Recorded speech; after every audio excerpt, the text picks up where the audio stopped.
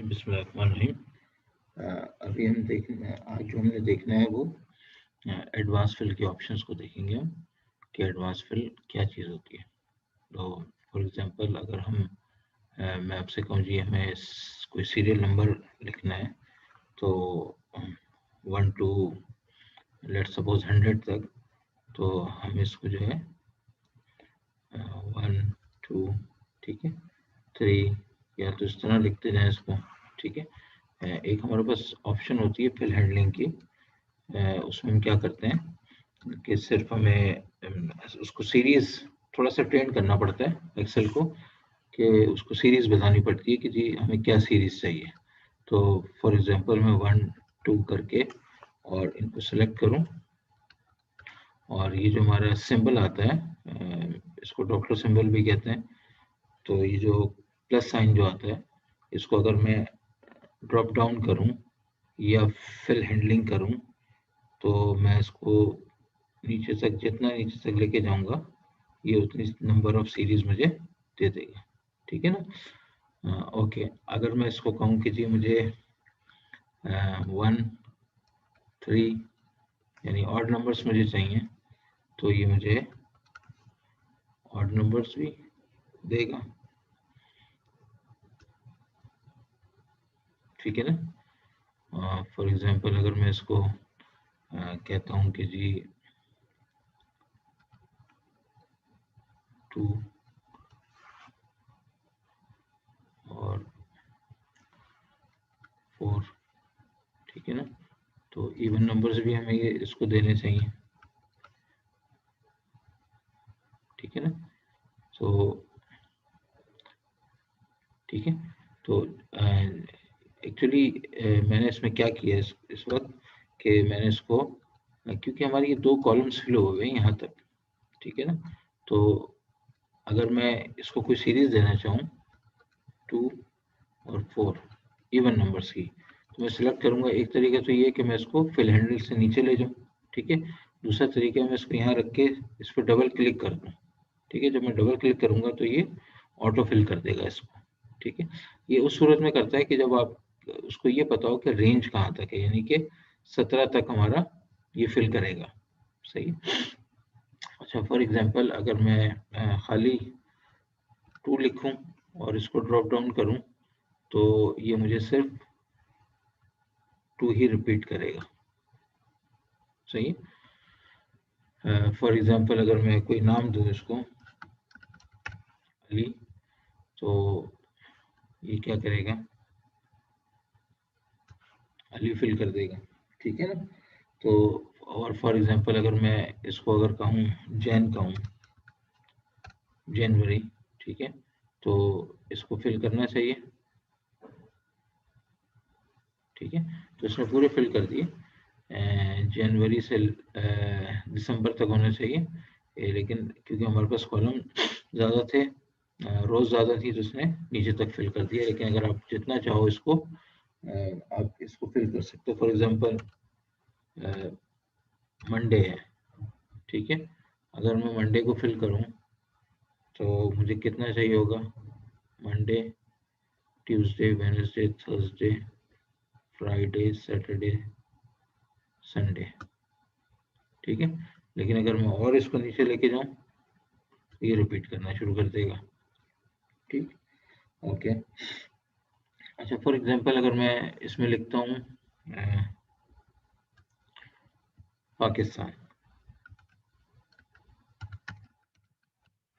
ठीक है, तो क्या करेगा अगर मैं इसको ड्रॉप डाउन करूंगा, हर एक में इसने पाकिस्तान कर दिया।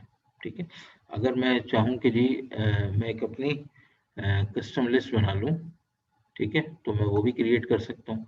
फॉर एग्जांपल मैं डिफरेंट कंट्रीज़ की अगर मैं एक लिस्ट बनाना चाहूँ तो वो मैं कैसे बनाऊँगा, क्योंकि ये जो मंडे और जनवरी मंडे जो आ रहे हैं ये बिल्ट इन है, बिल्ट इन सीरीज़ है जो माइक्रोसॉफ्ट ऑफिस ने डाली हुई है इसमें। ये कहाँ पे डाली हुई है, मैं फाइल को क्लिक करता हूँ, देन ऑप्शंस और देन एडवांस।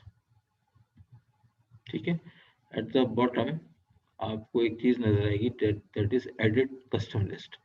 तो आप एक कस्टम लिस्ट भी क्रिएट कर सकते हो। फॉर एग्जांपल अब आप देखो इसमें संडे मंडे, अगर मैं ये इसको क्लिक करूँ, ये बिल्ट इन सीरीज है जो माइक्रोसॉफ्ट ऑफिस ने डाली हुई है। ये संडे जो मैं इसको ड्रॉप डाउन कर रहा था, वो डेज जो दिखा रहा था वो on the basis of this list बता रहा था, ठीक है ना, जो माइक्रोसॉफ्ट ने इसमें बिल्ट इन की हुई है, ठीक है ना।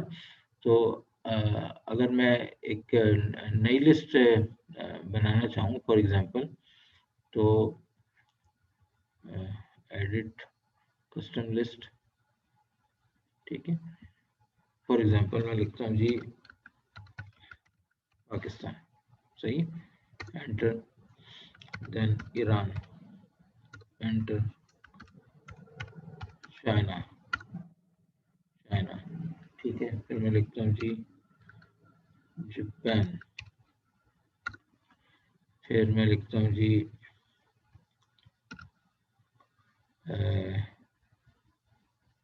कोई भी मुल्क लिख लेता हूँ, हमारे और चाइना हो गया, जापान हो गया, ठीक है ना। हमारा बॉर्डर जो है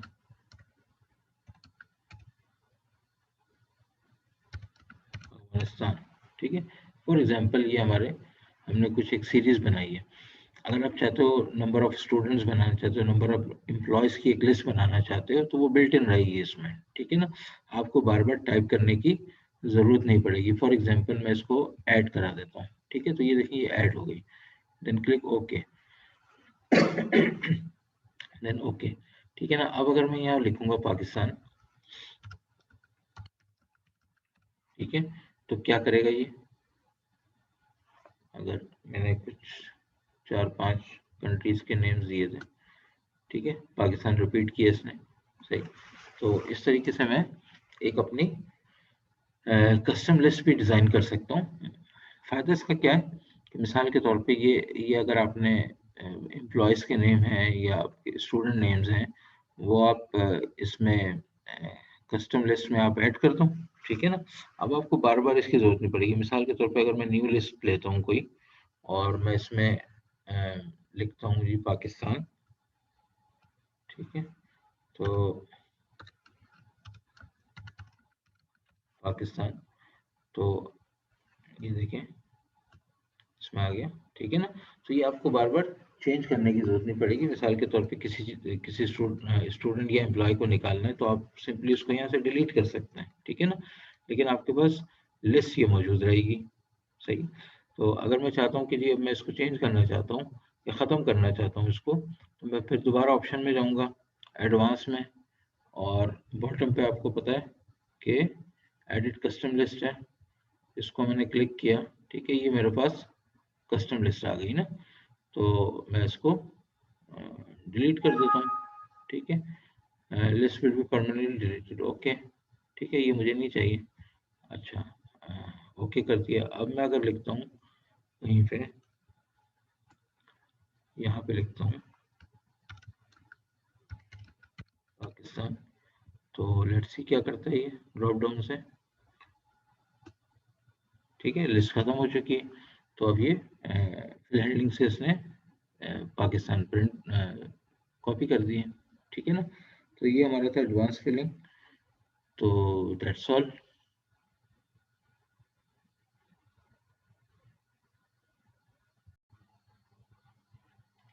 सो जी बिस्मिल्लाहिर्रहमानिर्रहीम। आज जो हमारा टॉपिक है वो फ्लैश फिल है। ये भी आप देख सकते हैं डेटा टैब के अंदर। डेटा टैब को क्लिक करें, there is option of flash fill, ठीक है ना। अच्छा देखिए इसमें हमने क्या करना होता है। ये हमें क्या बताता है कि आप एक पैटर्न इसको बता दें, and then through flash fill ये उसको बाकी के सेल्स को फिल कर देगा। फॉर एग्जांपल मैं चाहता हूँ ये कोई प्रोडक्ट कोड है हमारे पास, और मैं चाहता हूँ ये वांट फर्स्ट 3 डिजिट्स, ठीक है। इस सेल के अंदर या इस कॉलम के अंदर फर्स्ट 3 डिजिट ये हमें दे दें, ठीक है ना। तो बस मैं इसको एक दफ़ा फर्स्ट 3 डिजिट दूंगा, ठीक है। और then I press the option of flash fill. ठीक है, तो देखिए इसने सारे जो है फर्स्ट 3 डिजिट जो है वो इसने इसमें कॉपी कर दिए। अच्छा, इसकी एक की भी है। जब आप फॉर एग्जांपल आप हमने सिर्फ पहली वैल्यू दी थी 100, ठीक है ना, देन आप इसको कंट्रोल ई अगर करेंगे तो ये शॉर्ट की है फ्लैश फिल की, ठीक है ना।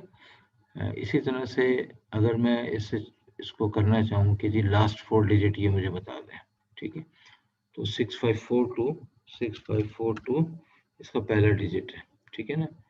तो मैं इसको कंट्रोल ई करता हूँ तो ये मुझे लास्ट सही बताया बिल्कुल इसने। तो लास्ट 4 डिजिट्स जो हैं वो इसने मुझे प्रिंट कर दिए हैं फ्लैश फिल में। इसी तरह से अगर मैं इसके मिडिल वैल्यू चाहूँ प्रिंट करना, तो पहली वैल्यू आपने लिखनी है, दैट इज 564, ठीक है। Then click flash fill, let's see 0872162, ठीक है, ठीक है, इसने सही लिया। ओके, नाउ इसी तरह इसको जहाँ हमने न्यूमेरिकल वैल्यू को प्रिंट करवाया, आप इससे लेटर्स भी करवा सकते हैं प्रिंट। लेट सपोज मैं अगर चाहता हूँ कि जी मैं शुरू के थ्री लेटर्स इसके जो है वो प्रिंट करवाना चाहता हूँ। यस, शुरू के 3 लेटर्स जो है इस कॉलम में प्रिंट करवाना चाहता हूँ। तो then I click flash fill, let's see, हाँ बिल्कुल ठीक, इसने सारे हर एक के फर्स्ट 3 लेटर्स को प्रिंट कर दिया। तो फ्लैश फिल को भी जो है आप बहुत अच्छी तरीके से यूज़ कर सकते हैं। ठीक है बेटा, फिर नेक्स्ट टॉपिक के लिए फिर हम देखते हैं।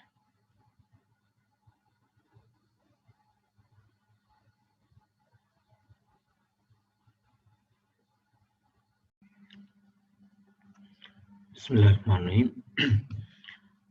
आज जो हमारा टॉपिक है वो hiding and unhiding rows and columns, freezing panes and splitting panes. अच्छा, अब अगर हमें कभी लेट सपोज हमें कोई कॉलम हाइड करना हो, तो फॉर एग्जांपल अगर मैं कॉलम सी को हाइड करना चाहता हूँ, तो I can easily hide, just right click on the character of the column, then hide. तो आप देख रहे हैं कि कॉलम सी जो है वो हाइड हो गया। इसी तरह अगर मैं मल्टीपल कॉलम्स को हाइड करना चाहूँ, तो मिसाल के तौर पे मैं एफ को हाइड करना चाहता हूँ और जे को हाइड करना चाहता हूँ, तो then I press control and click. तो 2 कॉलम्स हमने सेलेक्ट कर लिए, ठीक है ना। अब आप किसी भी रख के इसको राइट क्लिक करेंगे, there is the option of hide, ये आपके सामने हाइड हो गए, ठीक है ना। तो अगर आप कुछ कॉलम्स को हाइड करना चाहते हो तो आप इस तरीके से इसको हाइड कर सकते हैं, ठीक है। जब आपको अनहाइड करना हो तो सिंपल मेथड इज दैट के सिलेक्ट ऑल, ठीक है, देन आप किसी भी कॉलम पे रख के इसको राइट क्लिक करें और there is option of unhide. तो यू सी के सारे कॉलम्स जो हैं वो रिटर्न हो गए, डिस्प्ले हो गए, ठीक है। इसी तरह अगर मैं कॉलम्स की जगह रोज को करना चाहूँ हाइड, तो लेट सपोज मैं 5th को करना चाहता हूँ एंड 7th को करना चाहता हूँ एंड 9th को करना चाहता हूँ हाइड। तो सेम मेथड इज दैट कि आपने यहाँ पे कर्सर रखा और राइट क्लिक एंड हाइड। तो आप देख रहे हैं कि इसमें जो है 4 है, 5 नहीं है, 6 है, 7 नहीं है, 8 है, 9 नहीं है, ठीक है। तो ये हाइड हो गया। एक तरीका तो ये कि आप इसको स्क्रॉल डाउन करो, ठीक है ना, mouse button right mouse button दबा के, लेफ्ट बटन दबा के अगर आप इसको नीचे स्क्रॉल डाउन करोगे तो आप देखोगे कि ये सामने आपके आना शुरू हो गया है। अदरवाइज आप अगर चाहते हो कि इन सबको आप अनहाइड करना चाहते हो तो वही तरीका, राइट क्लिक करो एंड देन अनहाइड। तो आप देख रहे हो कि तमाम आपके पास ये रोज आ गई हैं, ठीक है ना। ओके, नाउ अब अगर हम चाहते हैं कि what is freeze panes, freezing panes is that कि अगर आप किसी कॉलम को, किसी रो को फ्रीज करना चाहते हो कि वो फ्रीज हो जाए और बाकी जो है वो स्क्रॉल होती रहे शीट, तो आप उसको भी आराम से इसमें कर सकते हो कि आपने जनाब लेट सपोज मैं फर्स्ट रो को फ्रीज करना चाहता हूँ, तो then click on freeze panes, ठीक है ना, फ्रीज टॉप रो, ठीक है ना। तो मैंने इसको किया, तो अब आप देखेंगे टॉप रो जो है, अगर हमारे पास पूरी शीट पे डेटा है तो अगर मैं इसको नीचे करूँगा तो आप देखें कि फर्स्ट रो जो है वो फ्रीज हो गई है और जो बाकी हैं वो डायनेमिक है। पहली जो है वो स्टैटिक हो गई है और बाकी जो है वो डायनेमिक है, इस तरीके से, ठीक है ना। ओके, नाउ अगर मैं इसको अनफ्रीज करना चाहूँ तो there is option of unfreeze panes, तो आप इसको क्लिक करोगे तो ये रिमूव हो जाएगी, ठीक है। अगर मैं किसी कॉलम को फ्रीज करना चाहता हूँ, फॉर एग्जांपल इस कॉलम को फ्रीज करना चाहता हूँ, ठीक है ना, तो क्या करूँगा मैं, ठीक है ना, फ्रीज पेन्स, अब मुझे क्या करना है, फ्रीज फर्स्ट कॉलम, तो आप देखेंगे ये फर्स्ट कॉलम जो फ्रीज हो गया और अगर मैं इधर जाऊँ तो आप देखो ये मूव कर रहा है, लेकिन फर्स्ट कॉलम जो है वो मूव नहीं कर रहा, सही। तो इसको मैं अनफ्रीज करना चाहता हूँ तो आई कैन इजीली अनफ्रीज, ठीक है ना। ओके, नाउ फॉर एग्जांपल, ये तो सिंपल सा था। फॉर एग्जांपल अब हमारा जो टॉपिक है वो स्प्लिटिंग पेन्स है। अच्छा, स्प्लिटिंग पेन्स क्या होता है, कंपेयर करने के काम आता है कि अगर आपने एक कॉलम को किसी दूसरे कॉलम से कंपेयर करना है तो आप स्प्लिट के ऑप्शन को इस्तेमाल करते हैं। फॉर एग्जांपल मैं चाहता हूं कि कॉलम सी को स्प्लिट करूं, कंपेयर करूं, तो मैं इसको आसानी से कंपेयर कर सकता हूं। फॉर एग्जांपल मैं इसको कंपेयर करना चाहता हूं ओ से, ठीक है, तो कॉलम सी को, तो मैं क्या करूंगा,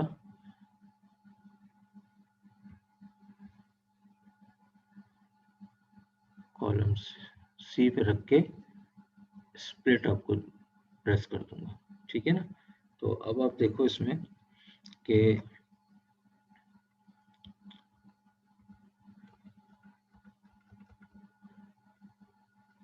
अगर आप इसको मूव कर रहे हो तो कॉलम बी के साथ अगर आप कंपेयर करना है किसी कॉलम को तो आप इसको आसानी से कंपेयर कर सकते हो।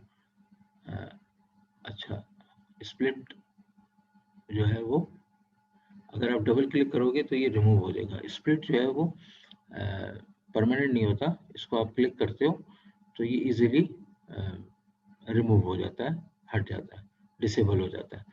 मिसाल के तौर पे अगर मैं बी को कंपेयर करना चाहता हूँ, एक दफ़ा और सुन लें, बी को करना चाहता हूँ तो मैं सी पे के फर्स्ट सेल में कर्सर अपना रखूंगा, देन आई प्रेस स्प्लिट, ठीक है ना।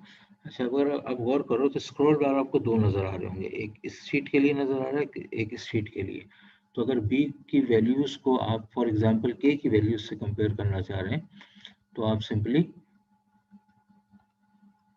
ये के आ गया, तो आप वैल्यूज़ को इजीली कंपेयर कर सकते हो। ये बहुत यूजफुल टूल है हमारा। ओके, अच्छा, अगर मैं इसको ख़त्म करना चाहूँ तो क्या करूँगा, मैं इस पे डबल क्लिक कर दूँगा, ये देखिए रिमूव हो गई, ठीक है ना। इसी तरह अगर मैं फॉर एग्ज़ाम्पल 13 को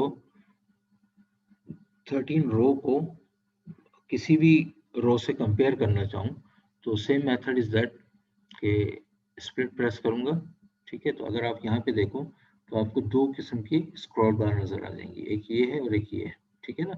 अब मैं फॉर एग्ज़ाम्पल इसको करना चाहता हूँ 25th के साथ, तो